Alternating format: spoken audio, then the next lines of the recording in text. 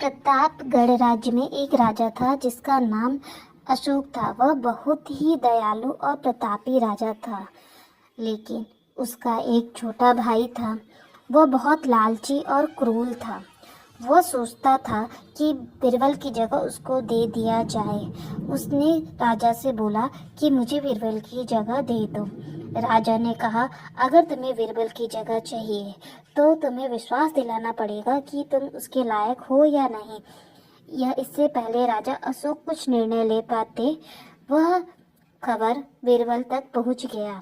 बीरबल को यह सुन के बहुत बुरा लगा। वह राजा के दरबार में गया। राजा के दरबार में जाकर उसने अपने पद से इस्तीफा दे दिया। राजा ने फैसला किया कि उसने छोटे भाई को मंत्री बना दिया जाए। उसने सोचा कि उससे पहले उससे एक परीक्षा ली जाए। उसने मंत्री को 300 मोहरे दिया और कहा, जाओ इस तरीके से खर्च करो कि इस दुनिया में 100 मोहरे, अगले जीवन में 100 मोहरे, और ना इस जीवन में ना उस जीवन में 100 मोहरे खर्च करके आओ। यह सुनकर मंत्री को बहुत आश्चर्य हुआ। वह पूरी रात सो नहीं पाया।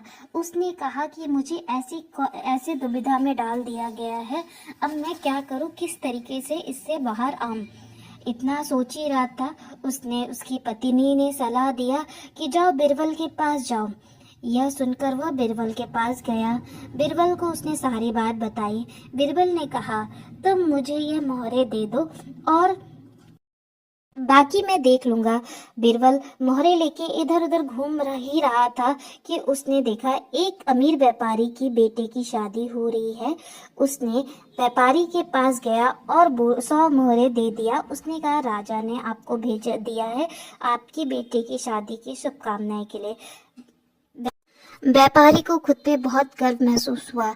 उसने सोचा, राजा ने इतने विशेष व्यक्ति द्वारा महंगे उपहार उन्हें दिया है। उस व्यापारी ने बीरबल को सम्मानित किया और राजा के लिए बड़ी संख्या में महंगे उपहार और सोने से भरे मोहरे का बैग दिया और बोला कि आप यह सब राजा को मेरी तरफ से दे दीजिएगा। अगले दिन बीरबल शहर के ऐसे क्षेत्र में गए जहां गरीब लोग रहते थे। उन्होंने 100 मोहरे से भोजन और कपड़े खरीदे और उन्होंने राजा अकबर के नाम पे गरीब लोगों को खाना और मोहरे बांटे। इतना करके वह अगले दिन संगीत और नृत्य का कार्यक्रम आयोजित किया, जहां पे उन्होंने 100 मोहरे दिए और खर्च कर दिए। अगले दिन बीरबल राजा के दरबार में पहुंचे और घोषणा की। उन्होंने वह काम कर दिया जो उनके भाई नहीं कर पाए। राजा अशोक यह जानना चाहते थे कि बीरबल ने यह कैसे किया।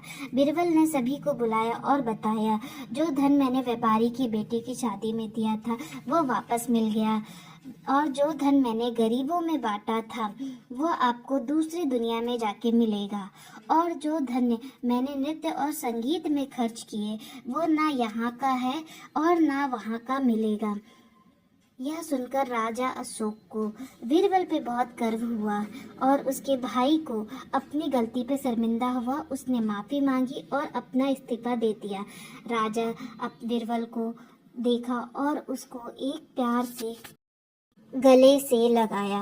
अगर आपको कहानी अच्छी लगे तो लाइक